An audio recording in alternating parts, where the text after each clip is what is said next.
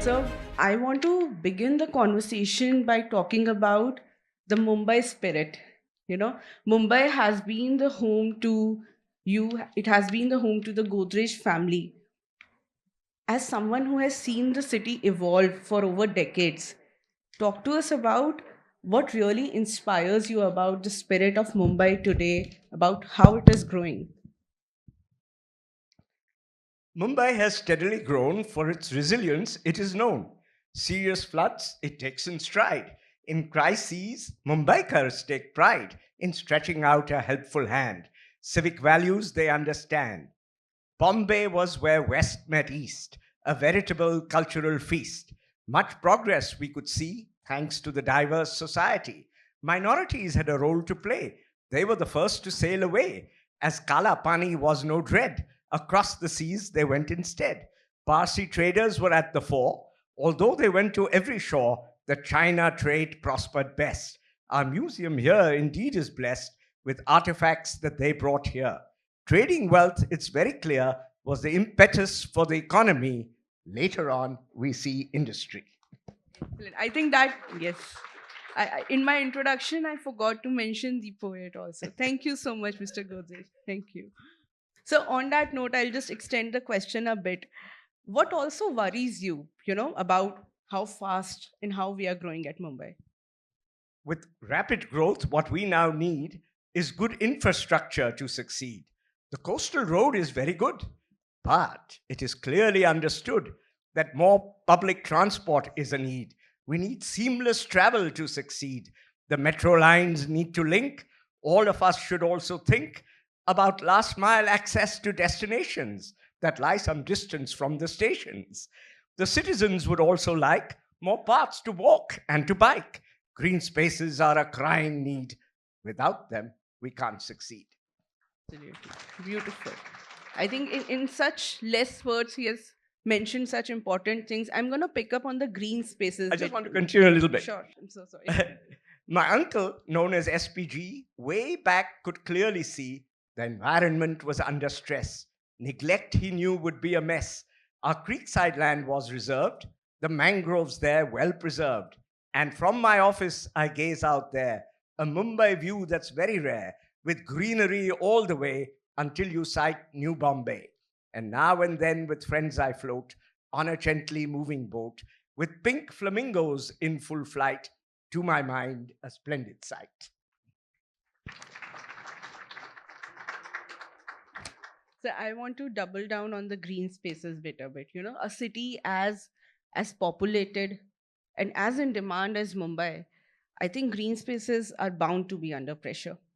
How should we approach these critical urban lungs, and where do the private players come in? What would be your advice, your word out there for them? Yeah.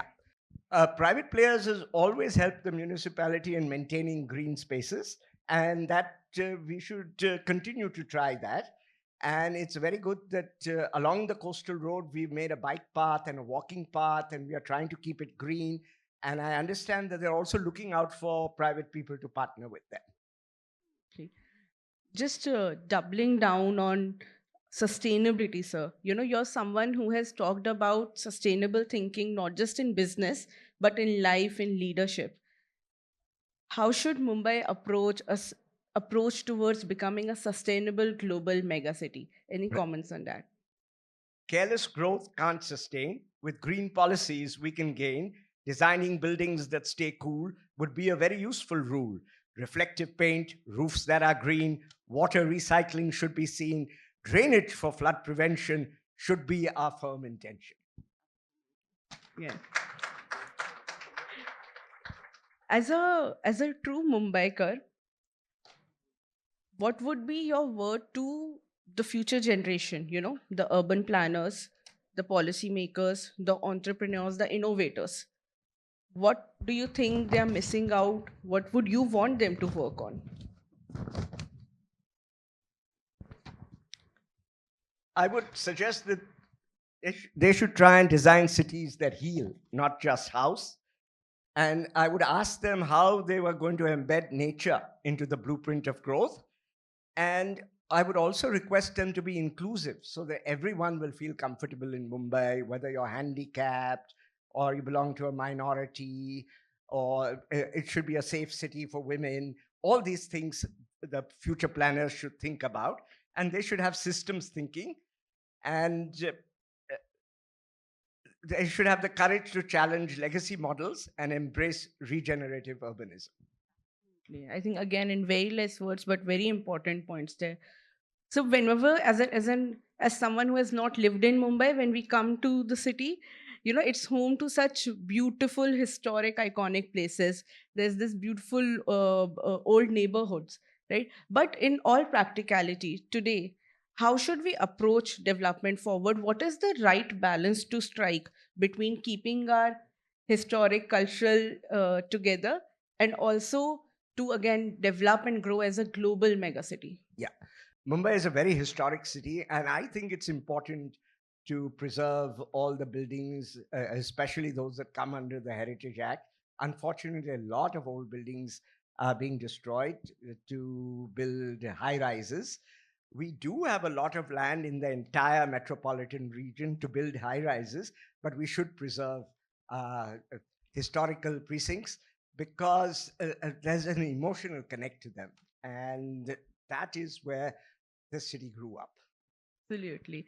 So, just one final question. Talking about emotional connect, where can we find, Mr.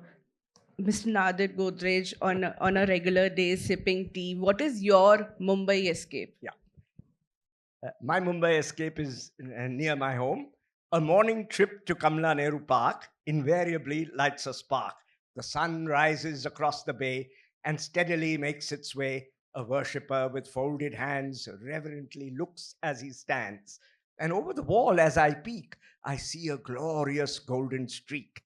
As one walks, one also sees ivory flowered cannonball trees.